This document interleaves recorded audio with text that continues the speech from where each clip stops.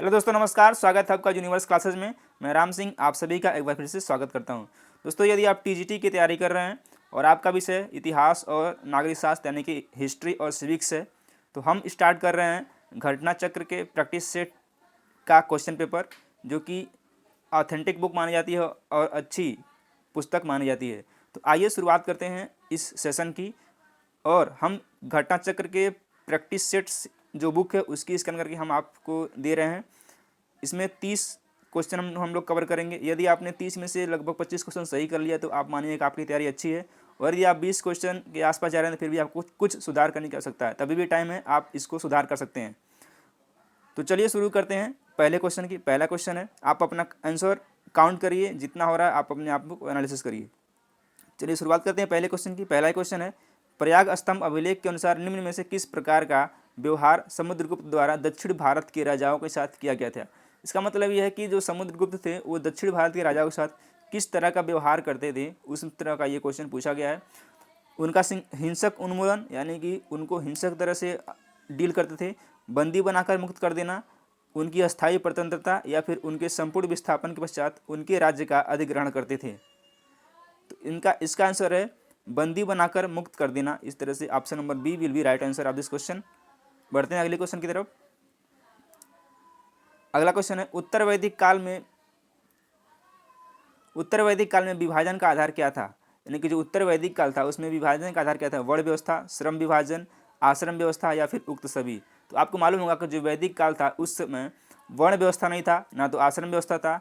उस समय जो था श्रम के आधार पर विभाजन किया जाता था, यानी कि जो काम आप करते थे उसी के आधार पर आपका विभाजन होता था। मान लीजिए कोई लोहे का काम करता था तो उसको लोहार के श्रेणी में रखा जाता था, और इसी तरह से उसमें उस समय श्रम विभाजन का जो है व्यवस्था था। तो इस तरह से ऑप्शन नंबर बी आंसर हो जाएगा इस क्वेश्चन का। बढ़ते हैं अगले क्वेश्चन की तरफ। क्वेश्चन नंबर थर्ड,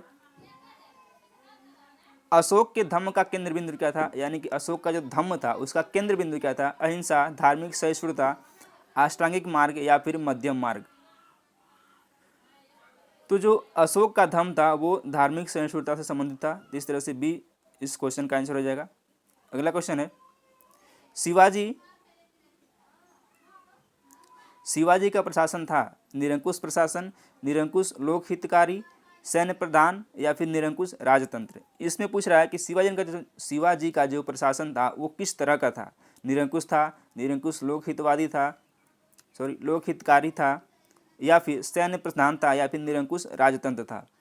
तो जो शिवाजी का प्रशासन था वो था निरंकुश लोकहितकारी, यानी कि लोकहित में उनका प्रशासन था। क्वेश्चन नंबर 5, प्रथम आंग्ल मराठा युद्ध की समाप्ति हुई थी। यानी कि प्रथम जो आंग्ल मराठा युद्ध हुआ था वो किस तरह से उसकी समाप्ति हुई थी। तलेगांव की संधि, बड़गांव की संधि, सालबाई की संधि, या फिर वसीन की संधि। तो आपको मालूम होगा, यदि आपने पढ़ा है, तो वो सालेबाई की संधि से समाप्त हुआ था। बढ़ते हैं अगले क्वेश्चन की तरफ। अगला क्वेश्चन है, निम्नलिखित में से कौन सा कथन ऋग्वैदिक स्त्रियों के विषय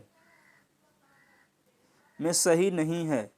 आप जब क्वेश्चन को सॉल्व करेंगे एग्जाम हॉल में तो आप देखेंगे कि क्वेश्चन की जो टर्मिनोलॉजी है किस तरह से यूज़ की गई है। सही नहीं है पूछा गया, उसमें नहीं और है हाँ का आप बिल्कुल ध्यान देंगे। इस तरह से आपकी क्वेश्चन गलत होने की संभावना कम हो जाएगी। वे सभा की कार्यवाही में भाग लेती थीं। यानी कि जो ऋग्वैदिक स्त्रियाँ थीं वो कैसे थीं, वे सभा में भाग लेती थीं, वे यज्ञ का अनुष्ठान करती थीं, वे युद्धों में सक्रिय भाग लेती थीं, या फिर उनका विवाह यौनारंभ से पूर्व हो जाता था। तो आप अपना आंसर इसमें टिक करिए। उस समय क्या था, वे सभा की कार्यवाही में भाग लेती थीं, सही है। वे यज्ञ का अनुष्ठान करती थीं, वे युद्धों में सक्रिय भाग लेती थीं, लेकिन उनका जो विवाह था वो उनका विवाह यौनारंभ से पूर्व नहीं होता था। इस तरह से डी इसका आंसर हो जाएगा। बढ़ते हैं अगले क्वेश्चन की तरफ। दोस्तों, ये इतिहास का जो सेशन है वो सुबह 10 बजे आएगा, और जो सिविक्स होगा वो रात को 8:30 बजे हम प्रैक्टिस सेट डालेंगे। तो आप 8:30 बजे शाम को और 10 बजे सुबह में आप सक्रिय रहिएगा। बढ़ते हैं अगले क्वेश्चन की तरफ। परवर्ती हड़प्पा कालीन कथा वस्तुओं के साथ चित्रित धूसर मृत भांड मिला है। यानी कि इसमें पूछ रहा है कि कहाँ से मिला है। रोपड़ से, भगवानपुरा से, बनवाली से, या फिर दौलतपुर से।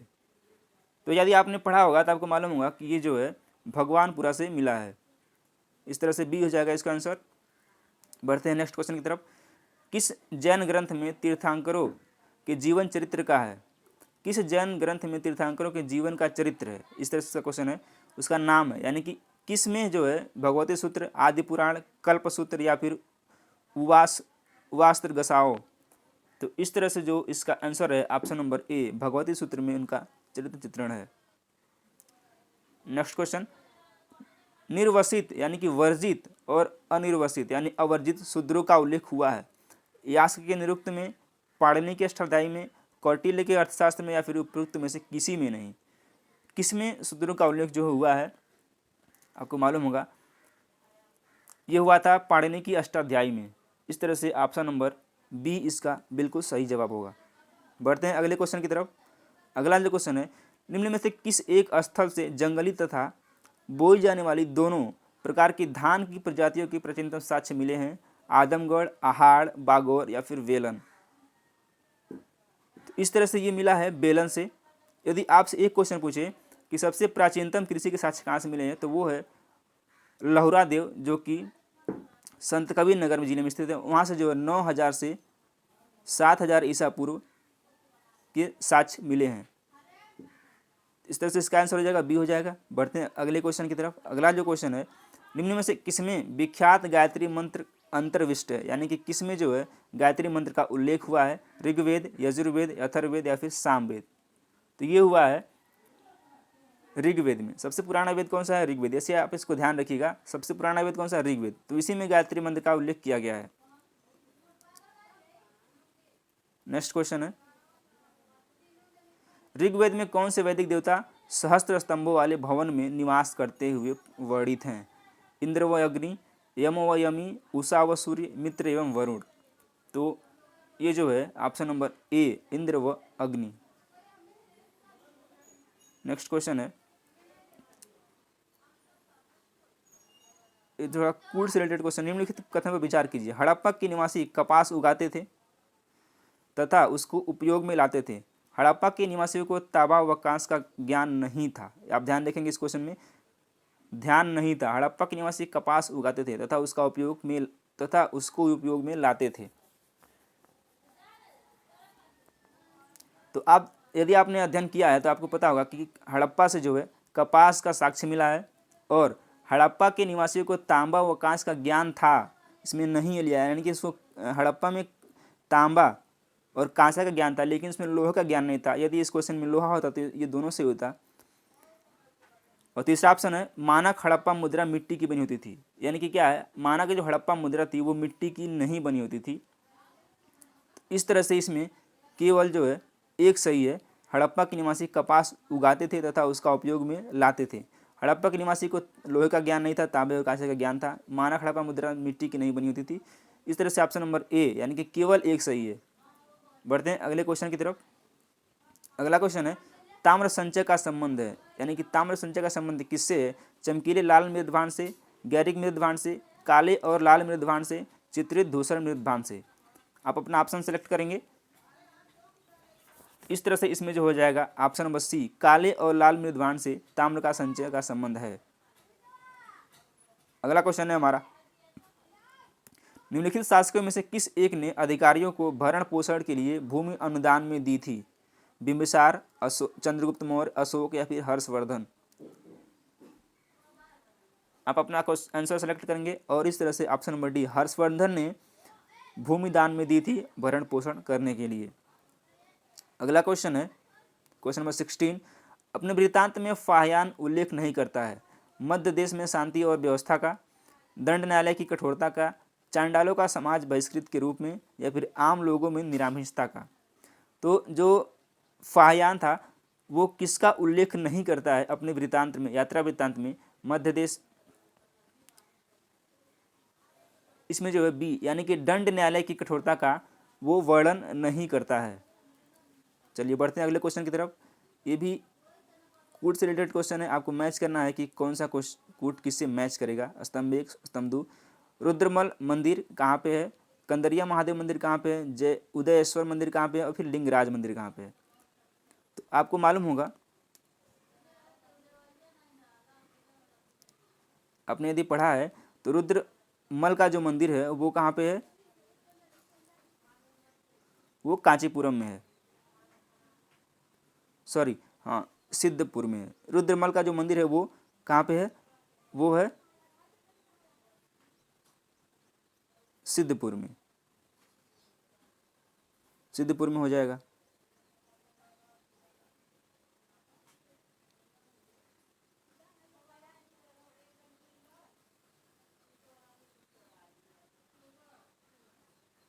अगले क्वेश्चन की तरफ बढ़ते हैं। अगला क्वेश्चन है, निम्नलिखित चोल शासकों के शासन का सही कालानुक्रम क्या है, राजराज तृतीय, राजेंद्र तृतीय, राजाधिराज द्वितीय या फिर विक्रम चोल। इसमें बताना है कि चोल शासकों के का जो क्रम है वो कौन सा सही है। आइए देखते हैं। तो सबसे पहले जो है यानी कि विक्रम चोल सबसे पहले शासक थे, उसके बाद राजाधिराज द्वितीय, उसके बाद राजराज तृतीय, उसके बाद थे राजेंद्र तृतीय। तो इस तरह से ऑप्शन नंबर डी इसका बिल्कुल सही जवाब होगा। आइए बढ़ते हैं अगले क्वेश्चन की तरफ। ये भी एक कूट वाला क्वेश्चन है। विश्वनाथ, वासुदेव, मीनाक्षी या फिर ये सब मंदिर कहाँ पे हैं, तो आपको मालूम होगा जो मीनाक्षी मंदिर, विश्वनाथ जो मंदिर है वो कहाँ पे है, मैच करते हैं। मीनाक्षी मंदिर मदुरई में है, आपको मालूम होगा। वासुदेव मंदिर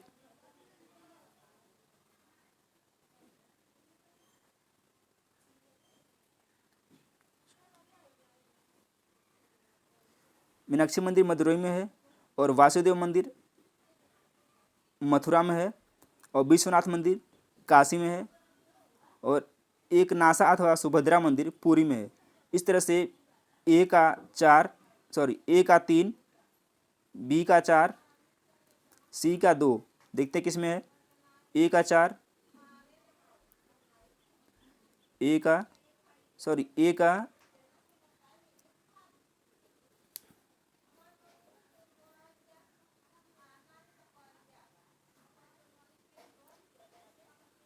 ए का 3 किस में है, यानी कि विश्वनाथ मंदिर जहाँ पे काशी में है, काशी विश्वनाथ प्रसिद्ध है। ए का 3 यानी कि सी में मिल रहा है। मीनाक्षी मंदिर मदुरई यानी कि सी का 2, किस में है, ये भी इसी में है। वासुदेव मंदिर कहाँ पे है, ये जो है वासुदेव मंदिर मथुरा में है, और एक नासा अथवा सुभद्रा मंदिर पुरी में है। इस तरह से ए का 3, बी का 4, सी का 2, डी का 1। इस तरह से ऑप्शन नंबर सी इसका बिल्कुल सही आंसर होगा। बढ़ते हैं अगले क्वेश्चन की तरफ। द पेरिप्लस ऑफ इरिथियन सी, जो ईसा की प्रारंभिक शताब्दियों में भारत के व्यापार पर प्रकाश डालता है, के लेखक कौन है, टालमी, स्ट्रेबो, प्लिनी या फिर अज्ञात। आपको बताना होगा। तो इसके जो लेखक हैं ये बेसिकली जो ऑफिशियली अभी भी जो है ज्ञात नहीं हो सका है। इस तरह से ऑप्शन नंबर डी इसका बिल्कुल सही जवाब हो जाएगा। नेक्स्ट क्वेश्चन है, भारत अरब प्रज्ञात्मक संबंधों का सबसे पहला प्रमाण ब्रह्मगुप्त द्वारा रचित ब्रह्म सिद्धांत का अरबी फारसी में अनुवाद है। यह अनुवाद निम्नलिखित में से किस नाम से जाना जाता है, इल्मुल हिसाब, सिंध हिंद, किताबुल सिद्धांत या फिर ब्रह्म सिद्धांत। तो ये जाना जाता है आपका इल्मुल हिसाब के नाम से जाना जाता है।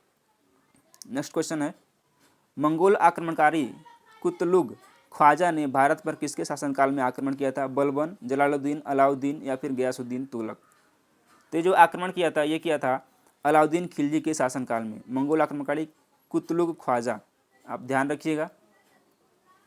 नेक्स्ट जो क्वेश्चन है, जनता की शैक्षणिक आवश्यकताओं की पूर्ति के लिए मदरसा ए नासरी का निर्माण किसके शासनकाल में किया गया था, कुतुबुद्दीन ऐबक, इल्तुतमिश, फिर रुकनुद्दीन फिरोज शाह या फिर जलालुद्दीन खिलजी।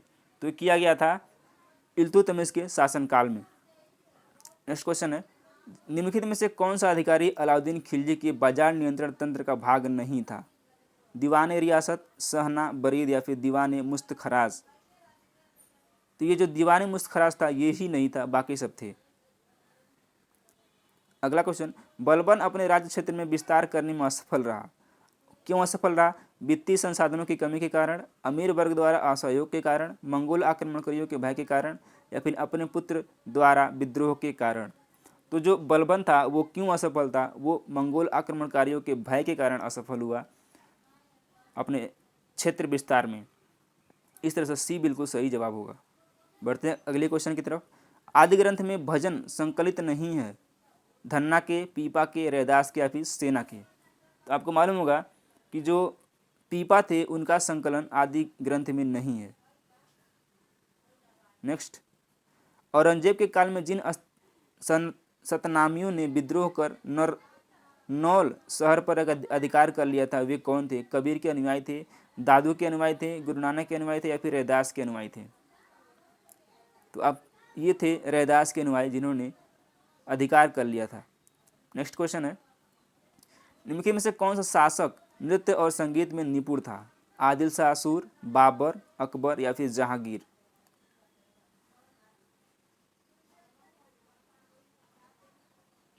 ये था आदिल शाह सूर, जो कि नृत्य शासक के संगीत में निपुण था। मराठे इतिवृत्त कहलाते थे, यानी कि मराठे इतिवृत्त क्या कहलाते थे? यात, बखार, बुरंजी या फिर वाही? ये जो कहलाते थे बखार कहलाते थे। ख्वाजा, बढ़ते हैं अगले क्वेश्चन तरफ। ख्वाजा अब्दुर्रसमद किसके दरबार का चित्रकार था? बाबर, अकबर, जहांगीर या फिर शाहजहां?